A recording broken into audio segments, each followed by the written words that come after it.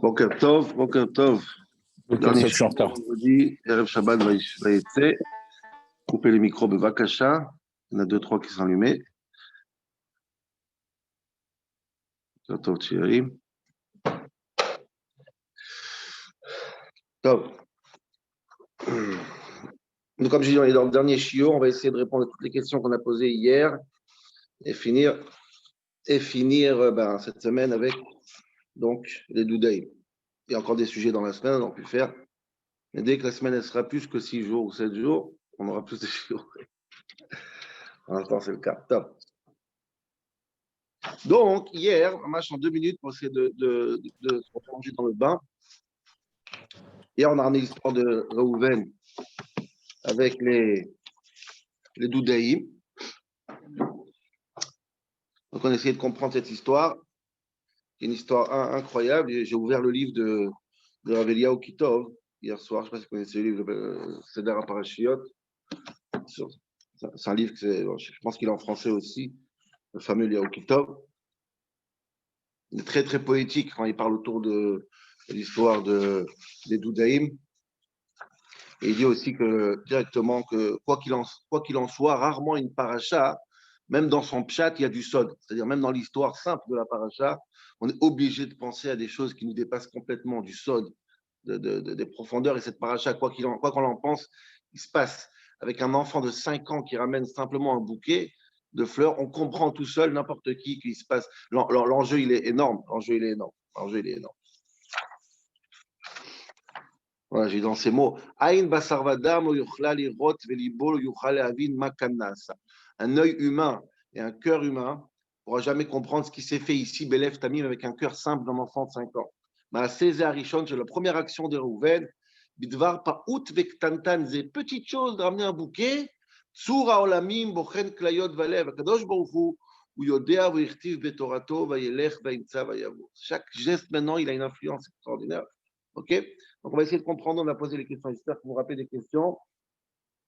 On ne va pas les refaire, mais grosso modo, on ne comprend pas comment Rachel, comment Léa, elle peut. Pourquoi l'obsession de Léa d'avoir une nuit avec Yaakov, quand elle sait que son tour c'est demain, c'est après-demain. Et Rachel qui a laissé Yaakov juste pour des fleurs. Et Issachar qui va naître. Et la tfila qu'elle n'a jamais prononcée, que Dieu dit j'ai écouté. Ishma, Elohim, Dieu l'a écouté, Léa qui n'a jamais prononcé.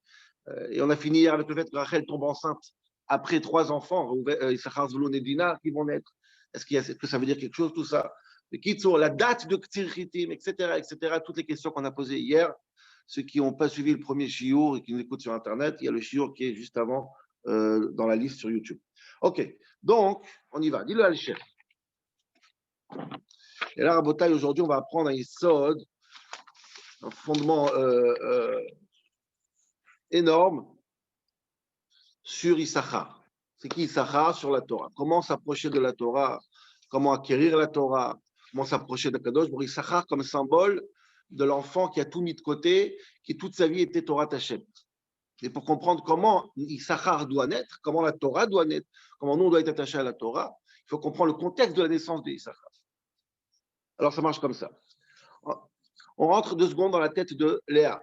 La fameuse Léa qu'on insiste de dire qu'elle a un niveau extraordinaire, beaucoup plus que Rachel. Et Léa, elle voulait avoir un enfant. Mais elle ne voulait pas Stam avoir un enfant, elle a déjà eu 4. Elle voulait avoir la Torah, la Shrina. Mais elle voulait Issachar, elle voulait avoir une Neshama qui descend sur terre, qui va symboliser le Limud à Torah, la Gdusha, la Shrina, c'est-à-dire être complètement plongé dans la Torah de Kadosh Baruch Hu. Attends, je vais mettre sur silencieux.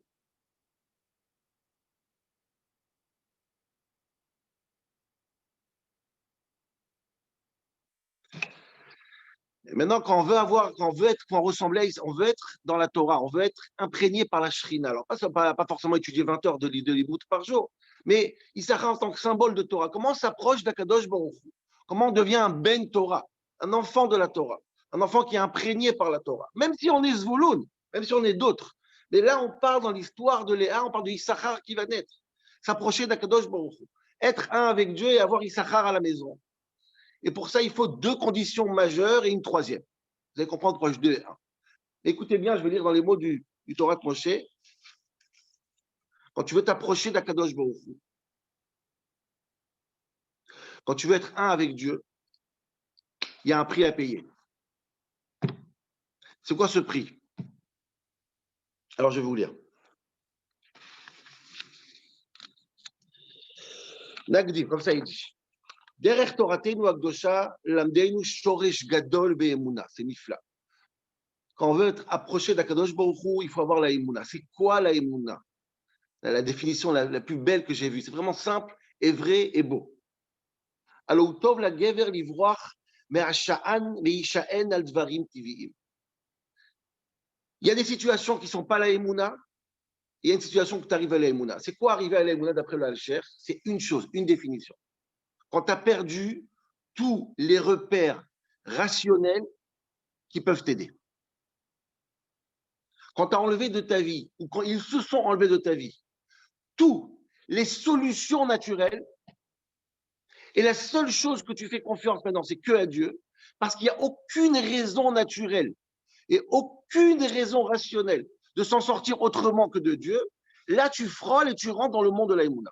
Autrement dit, tant que tu as une branche où t'accrocher, tu n'es pas encore dans la Emouna. Quand est-ce que tu es vraiment dans la Emouna? Quand il n'y a aucune chance, aucune solution à part celle de Dieu.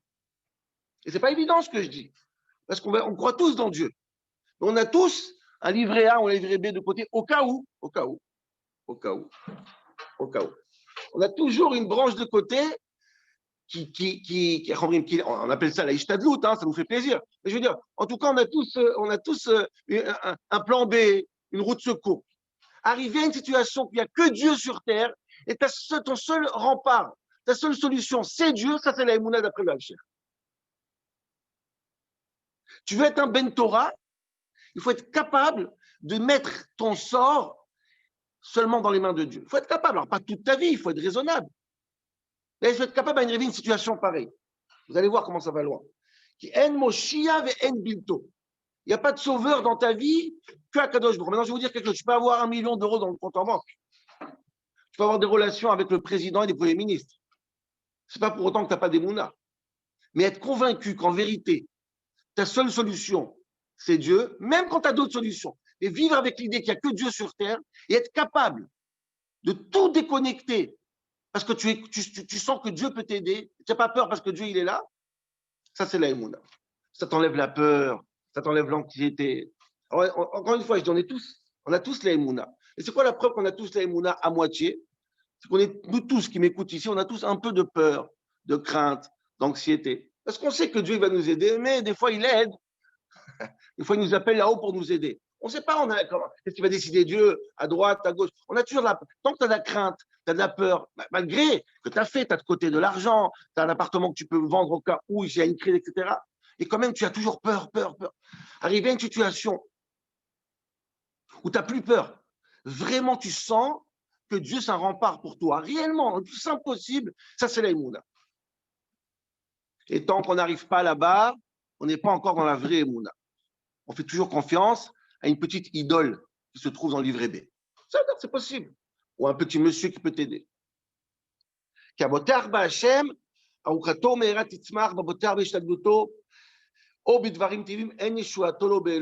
Quelqu'un qui fait confiance à A, B, C, D, c'est très noble, c'est très justifié. Mais ce n'est pas encore la Emouna.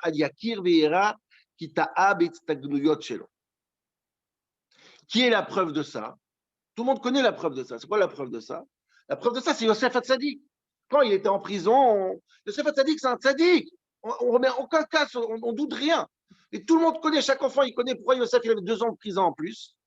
Parce qu'il a demandé aux Sarim, à les deux ministres, rappelez-vous de moi quand vous allez devant vos parents. Dieu a dit stop. Tu fais confiance à quelqu'un d'autre, tu mets ton futur et ton espoir dans une personne, Damarno. Il y a un Choser Emouna. Ne croyez pas que c'est impossible ce que je dis. On peut vivre avec le sentiment qu'il n'y a que Dieu qui peut t'aider. Bémet, il n'y a que Dieu qui peut t'aider. Même si tu as des gens qui peuvent t'aider, tu vois ça comme un bonus, comme quelque chose qui est facultatif, réellement, parce que tu sais qu'en vérité, ta chance, ta Yeshua, elle vient que de Dieu. Et Yosef Hatzadik, il a échoué sur ça. Il a dit, je sais que Dieu me pense à moi, ne m'a pas oublié, mais quand même, toi aussi, pense à moi. Zéo, Gamar, Nigma, tu as un problème d'Emouna. ועד ממהר יוסף הצדיק, כי השתי שכירות אשר אמר לשר המשקים, זכרתי והזכרתני, האריך 2 שנים בבית הסוהר. 2 ans de prison ferme pour un manque d'émouna. Maintenant, c'est Yosef, qu'est-ce qu'il a dit là? Saint-Paul dit, glisse un mot. Stop, mettez-vous bien dans la tête une définition qui est simple, pas shoot. Encore une fois, c'est une définition d'enfant, on le sait quand on est enfant, mais prendre ça réellement. Et quand je dis pas toute ta vie doit être comme ça, mais de temps en temps dans ta vie, vivre avec ce sentiment, et ça apaise, ça calme. Vraiment, tu es heureux.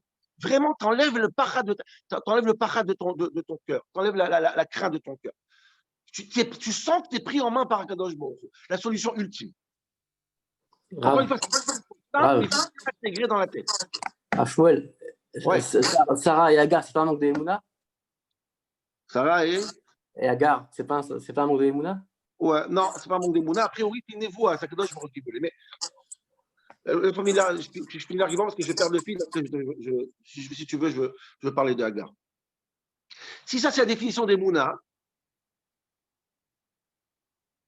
rappelez-vous bien de cette définition parce que tout ce que j'ai dit maintenant, c'est exactement l'illustration que Léa va faire. C'est exactement ce que Léa va faire. Elle va nous faire un chiour dans les Mouna, un chiour dans Torah. Ça, c'est un élément que je vais vous garder bien dans la tête. Deuxième élément, c'est un long alcher, donc j'ai dû vraiment faire de l'ordre dans un balagan énorme. C'est trois pages. J'essaie vraiment de faire ça, que ça soit clair pour nous. Deuxième yesod, deuxième fondamental que Léa nous apprend sur l'histoire de... Alors, à part la Emouna qu'on a compris maintenant, rappelez-vous d'une deuxième chose très importante. Après qu'on a compris c'est quoi la Emouna dans Dieu, maintenant je vais vous donner un chiour. Paradoxalement, c'est quoi la Emouna dans l'homme? C'est quoi l'amour d'un couple? C'est de quoi je fais confiance à mon mari, j'aime mon mari. C'est quoi? Jusqu'à où ça va l'amour du couple? Là, j'ai compris c'est quoi l'amour de Dieu, c'est-à-dire être sommaire sur personne que sur Dieu, l'amour et la foi dans Dieu. Maintenant, dit le Alcher, on va comprendre c'est quoi la vraie amour dans le couple. Je répète, on a compris c'est quoi l'amour, la hava, la émouna de Dieu.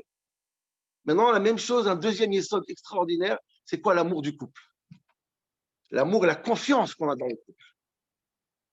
Et je vais vous dire, dit le Alcher comme ça, il ramène un Shir Hashirim, un Midrash, avec une histoire. Petite histoire, mais c'est le même, vous allez voir que c'est incroyable, la même attitude qu'il faut avoir envers Dieu, il faut avoir envers ton homme, envers ta femme. Maaseh Betzidon, à Tzidon, il y avait une histoire, Beisha Shaita Nesua Kamashanim Velo Yalda. Une femme qui était mariée avec son mari pendant des années, ils n'ont pas d'enfant. Ils ont été devant Rabbi Shimon Bar Yochai, Mousmachim, Leipared. D'après la halakha, 10 ans, il n'y a pas d'enfant, on donne le guet. Donc, ils sont partis chercher le guet. En tout bien accord, tout va bien entre eux, mais bon, il faut des enfants. Le mariage n'a servi en quelque part à rien. On s'aime beaucoup, mais il n'y a pas d'enfants, chacun va de son côté pour avoir des enfants. Il leur a dit, est-ce que vous avez fait une fête à votre mariage? Oui, on a pris le salon Hoche. Ok, reprenez le salon Hoche, et refaites la même fête, mais pour le Girushin, pour le mariage. Faites un guet, avec la même simcha que vous avez fait une touba. Faites ça bien. On va se déchirer. Sur la garde des enfants, il n'y a pas d'enfants de toute façon. Donc, qu'est-ce qui reste à discuter? Et Allah, faites la fête, invitez tous les amis, expliquez qu'on s'aime beaucoup, tout va bien, mais Kadosh Baruch Hu, il n'a pas voulu, et chacun va prendre sa route, son chemin. Quel bel exemple, un divorce avec une carte d'invitation, c'est magnifique. Soumishte, ils ont fait une grande fête au Midrash dit, ou Laïla Amar le Ishto. Et après le Mishte, ils sont entrés à la maison, et le mari, il a dit à sa femme, Toli atov be'nair b'ktuvater ulechi le beit avich. Quand on divorce, dans la ktuva, il y a marqué, je dois te donner de l'argent, prends ce que tu veux, tout ce qui te fait plaisir, prends. Tu sais bien qu'on ne se sépare pas parce qu'on ne s'aime pas, au contraire, prends ce que tu veux, va chez tes parents, on donne le guet, et serre-toi, Bémet, serre-toi, tu mérites tout ce bien qu'il y a ici. Ce qui te fait plaisir, tu prends. Elle était très content, mais elle a vu qu'il était fatigué, il était un peu bourré quand il a dit ça. Il était vraiment content, il était dans un état. Il a dit ça et boum, il est tombé dans le lit, s'est endormi comme ça. Et, chérie, serre-toi, tout est à toi, vraiment, vraiment, il était sincère et hop, il s'est endormi. Mais yaïn, du vin, Tiftar et Avadea Beisaou, Yachel Abitato Albetavia. Elle a demandé aux 2 serviteurs, aux 2 trucs, de prendre le lit de son mari avec son mari et l'amener chez ses parents, à elle. Le matin, il se réveille, il voit qu'il est chez les parents de sa femme. Il dit, qui m'a amené ici? Si tu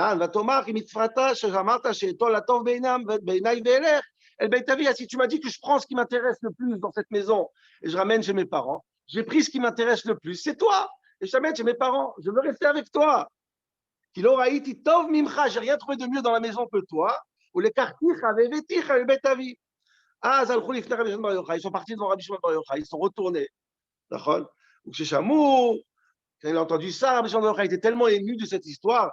Amar, il a dit Ribona olamim kevan shechashka bebaala. Elle aime tellement son mari. Ten la banim, donne-lui des enfants. Tu peux pas laisser ça. Ou mais az olidu bani ou banot, et ils ont pu avoir des garçons et des filles. Dis-le al Sheikh Hakadosh. Vous savez, c'est quoi l'amour du couple? C'est que même quand il n'y a pas d'enfant, je vais rester avec toi. De la même manière qu'à l'amour de Dieu, ou même quand j'ai aucune solution, ma seule solution, c'est Dieu, de la même manière dans le couple. On s'aime tellement que même il n'y a aucune raison encore de s'aimer. Il n'y a pas d'enfant, il n'y a pas de futur. Je reste avec toi jusqu'au bout. L'amour propre, sans intérêt, sans argent, ni les enfants, ni le futur. L'amour propre jusqu'au bout. Dis-le à Cher, vous voyez que les deux Ahavot, les deux amours, les deux émounotes sont ressemblants. L'amour de Dieu et l'amour du couple. C'est pour ça que dans le couple, il y a la shrina. Parce que c'est quoi la vraie amour? C'est quand je vais jusqu'au bout et j'enlève tout ce qui est rationnel. Tout ce qui est rationnel, je mets de côté et je vais jusqu'au bout dans mon argument.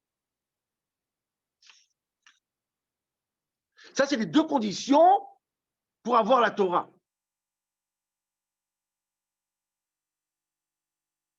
Rappelez-vous bien. Dis-le à Sheikh Hakadosh, Léa, viens Léa. Maintenant, elle va avoir Issachar, elle va avoir un tzaddik. Elle veut ce symbole de Emouna à la maison. Elle va faire ces deux choses-là. Regarde, ces deux yesodot-là, elle va le faire. Mais tout d'abord, avant de faire ces deux choses-là, il faut que ça tombe dans une nuit très spéciale. Une nuit de symbole de la Torah, bien sûr. Quelle est cette nuit? Je prends le passage, c'est tellement beau. C'est quoi la nuit de Ktsir Chitim? Quand est-ce qu'on coupe le blé? Chag Shavuot. Sfirat HaOmer, au début de Sfirat HaOmer, on coupe l'orge, et au bout de Sfirat HaOmer, on coupe le blé. Rabotai, cette nuit-là, c'était Shavuot, le jour du symbole de la Torah. Je ne sais pas si vous comprenez qu'il y a plus logique que Issachar va naître cette nuit-là. Et Léa, avec ses yeux, elle veut ce soir tzaddik. Elle veut que l'enfant il va naître Shavuot. Donc d'abord, la première chose à faire, c'est de faire en sorte tout bousculer pour avoir Yaakov ce soir. Mais écoutez bien comment ça va se passer. Je fais ça de manière logique. Regardez comment ça va se passer. Toutes les questions vont être répondues. Incroyable. Réhouven, reprenons l'histoire. Maintenant que vous avez compris tout ce que je viens de dire maintenant, on avance dans l'histoire. Réhouven, il vient naturellement. Et il vient donner des fleurs à sa mère. Pourquoi il donne des fleurs à sa mère? Dit le Hachef Hakadosh. On a un problème, dit le Hachef. C'est qu'Yaakov, normalement, il doit être une nuit avec chaque femme. Une nuit avec Rachel, une nuit avec Léa. Le problème, c'est que toutes les femmes ont eu des enfants. La seule qui n'a pas eu d'enfant, c'est qui? C'est Rachel. Dis-le à Hachef, Réhouven, il passe beaucoup plus de temps avec Rachel qu'avec les autres femmes. Il a pitié d'elle, c'est normal. Yaakov, il veut être avec Rachel pour qu'elle tombe enceinte. Maintenant, qu'est-ce qu'elle voit, Léa? Léa, elle voit qu'il ne viendra jamais avec elle, pour une raison très noble. Elle a déjà des enfants. Donc, du coup, elle dit, j'aurais plus jamais Yaakov avec moi. Il faut que j'ai Yaakov avec moi. Et c'est ce qu'il dit Réhouven, dit, ma mère, elle n'a jamais Yaakov. Pourquoi ma mère, elle n'a jamais Yaakov? Parce qu'il est toujours avec Rachel. Il veut qu'elle ait des enfants. Donc, quand est-ce qu'il vient avec Léa? Très rarement. Très, très rarement. Donc, qu'est-ce qu'il pense Réhouven, d'après le Alcher? Je vais prendre des doudaïm. Ces fleurs-là, ils ont un médicament extraordinaire pour avoir des enfants. Je vais le donner à ma mère. De fait que quoi? Écoutez bien ce qu'il veut faire. Il veut faire en sorte que quand il viendra de manière rare, Yaakov chez Léa, même si c'est une fois de temps en temps, elle tombera enceinte tout de suite parce qu'il n'y a pas de choix. Il n'est jamais là. Il est là une fois par mois, une fois par 2 mois. Soit ça passe, soit ça passe pas. Donc il veut qu'elle prenne des doudaïm. La relation qu'elle aura très rarement avec un fera un enfant de plus. Et là, Léa, elle dit, oh, c'est génial. Si j'ai les doudaïm et je peux tomber enceinte avec ces doudaïm, je veux avoir une nuit. Ma nuit, je ne l'aurai pas, Yaakov, il reste toujours chez Rachel. Mais je veux une nuit. La nuit décisive, la nuit de la Torah, la nuit d'Issachar, la nuit de la Gdusha. Cette nuit-là, je vais tout faire pour que cette nuit-là, il est avec moi. Quoi qu'il arrive. Comme mes nuits sont rares, rappelez-vous, on a posé la question, mais il ne veut pas attendre une nuit. Il n'y a pas. Il vient une fois par mois, une fois par 2 mois. Il est très rare. Il n'y en aura qu'une, et ce sera la nuit la plus importante de l'année, Chag HaShavuot.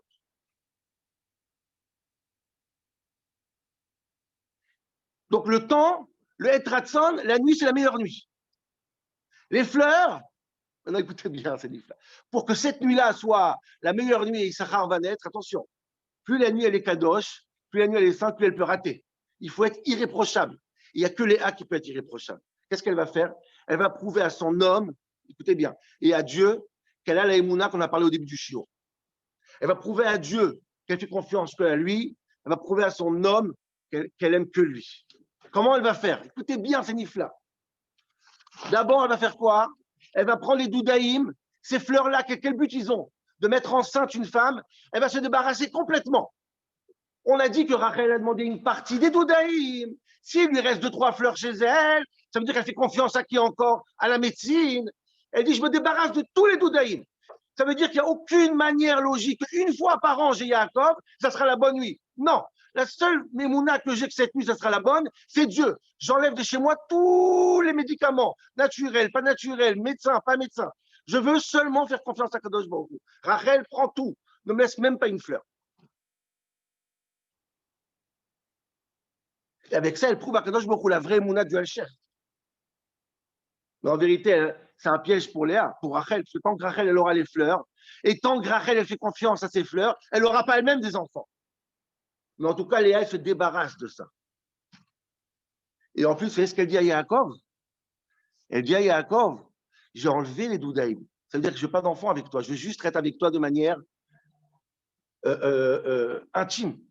Donc, elle dit à son mari, je ne suis pas avec toi pour aucune raison. Donc, elle prouve à son mari aussi qu'elle n'a pas gardé les doudaïm.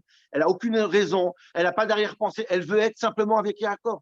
Donc, en un acte, elle prouve sa confiance et sa émouna totale à Dieu et son amour total à Yaakov. Dieu, j'ai enlevé les médicaments, et Yaakov, même ma chance d'avoir des enfants, j'ai donné à Rachel. Je veux être avec toi parce que je t'aime. Elle a fait comme l'histoire de Rabbi Shimon Bar Yochai. Un acte. Donner les fleurs à sa sœur. Elle s'est mise dans les mains de Dieu et dans les mains de Yaakov.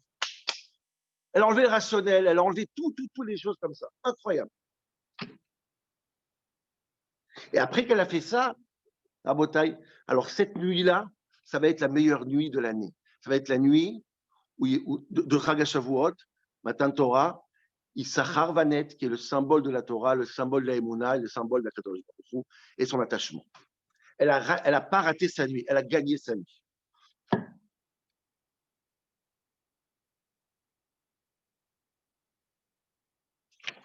Et tout ce que j'ai dit maintenant, regardez, ça va être dans les mots des psukim à la merveille, vous allez voir. Et si vous avez le Chumash, maintenant on va lire les psukim dans le Chumash, vous allez voir. Incroyable, c'est presque, tout ce que je dis maintenant, c'est presque écrit dans le texte. Vayelech Reuven, Bimei Tziritim, Reuven, il va partir, Bimei Tziritim, Chag HaShavuot, Vaïmsa, Doudaïm Basadeh, il trouve des fleurs qui font pour tomber enceinte. Vayave Otamele Aïmo, et il donne à sa mère, il lui dit, écoute maman, Yaakov, il vient plus te visiter.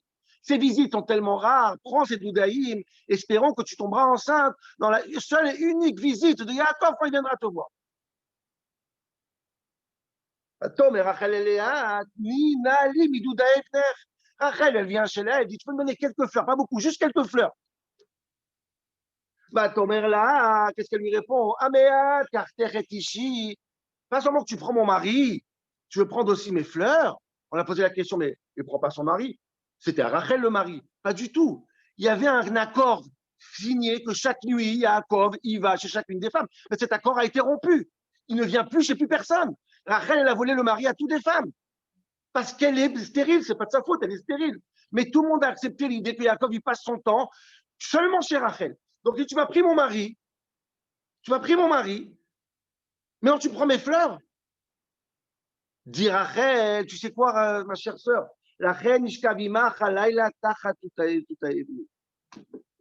Tu sais quoi? Ce soir, tu iras avec mon mari. Maintenant, c'est quoi ce soir? C'est vrai que c'est un beau cadeau qu'elle a fait. C'est pas qu'elle a offert Yaakov, elle a offert Shavuot pour Léa. Ce soir, c'est Shavuot. Et Léa, elle dit, oh là là, quelle opportunité ici. C'est pas maintenant ce soir ou demain dans un mois. C'est pas grave, je peux être avec Yaakov dans un mois. C'est que j'ai une opportunité énorme, paf, ça clique dans sa tête. J'ai la nuit de Shavuot qui arrive. Et je vais faire de cette nuit la nuit la plus kdosha et la plus importante pour faire naître au monde la neshama de la Torah. À ce moment-là, à ce moment-là, tout tilt dans sa tête. Regardez comment ça va se passer maintenant. C'est Nifla dans les mots. Vayavo Yaakov Minasade. Yaakov, il arrive du champ. Ce soir, c'est Shavuot. Batetse Léa Likrato. Léa, elle sort le voir. On a demandé à la chère, mais c'est quoi? C'est les prostituées qui font comme ça. Qui va sortir voir le mari? Elle va pas avoir. Alors, elle sort pas pour avoir une relation avec Yaakov. Elle sort lui annoncer Shavuot ce soir. Elle veut la doucha de Shavuot. Elle veut pas l'intimité d'un mari. Elle veut le soir de Shavuot avec Yaakov. C'est Shavuot qui l'intéresse. C'est la Torah qui l'intéresse. Écoutez-moi ce que je dis. Quand la Torah va dire à la fin, Ishma Elohim, Dieu il a entendu la tfila de Léa. On a posé la question, c'est quoi la tfila de Léa? Elle n'a pas fait une tfila. C'est quoi il a entendu Léa? Dis-le à Cher, Dieu il a entendu que Léa n'est pas sortie comme une prostituée. Léa elle est sortie pour Matan Torah. Léa elle est sortie pour le kavod de la Torah. Dieu il a entendu ça. Il n'a pas vu une fille qui sort vers son mari ce soir en couche. Il a entendu une fille qui sort chercher la Torah. C'est ça qu'il a entendu, le bon Dieu.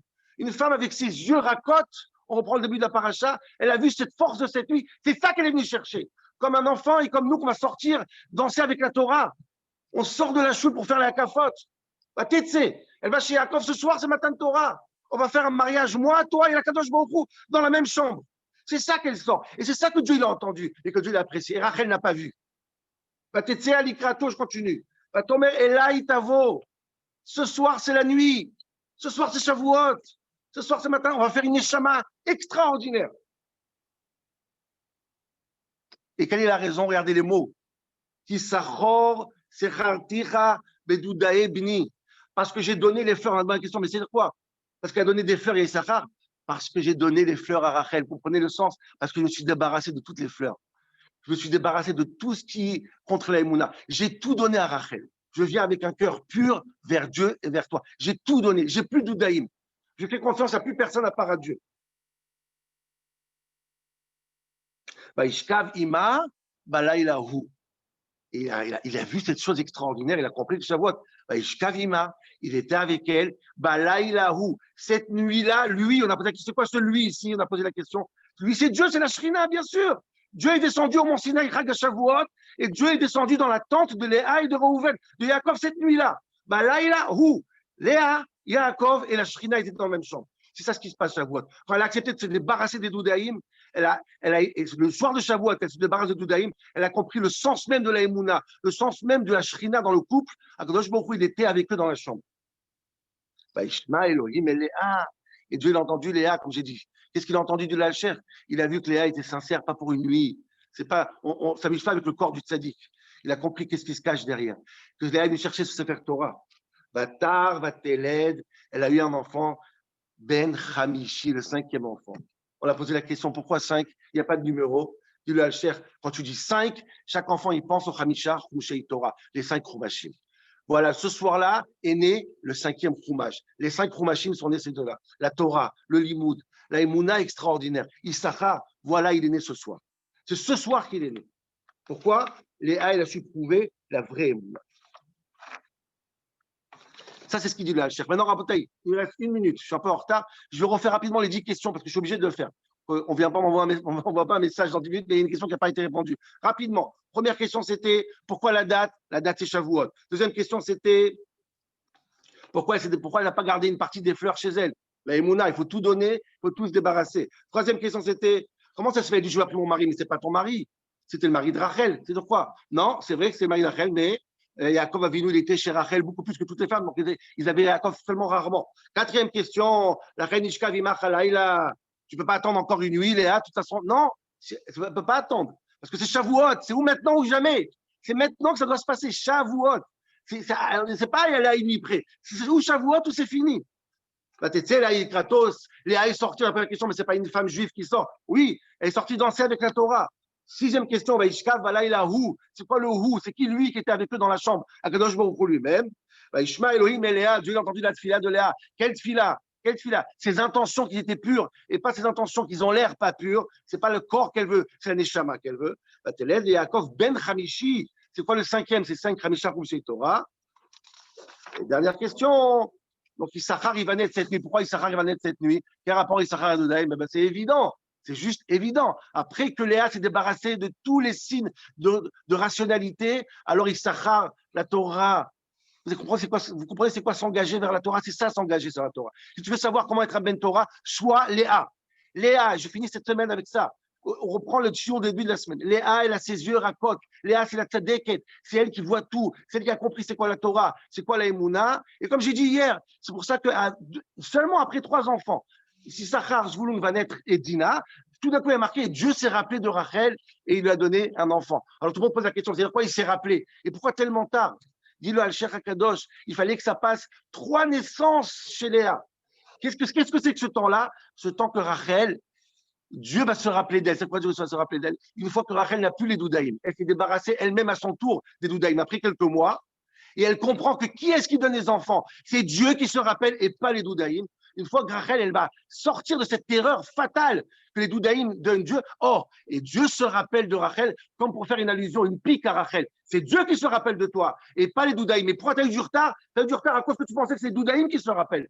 Débarrasse-toi toi aussi comme Rachel, recopie ta sœur et là Dieu se rappellera de toi parce que tu comprendras que tout vient de la main de Dieu. Rabbi Hanina Mekasher Omer, Kadish. Kol Tov Rabotai. Fazak. Khazak.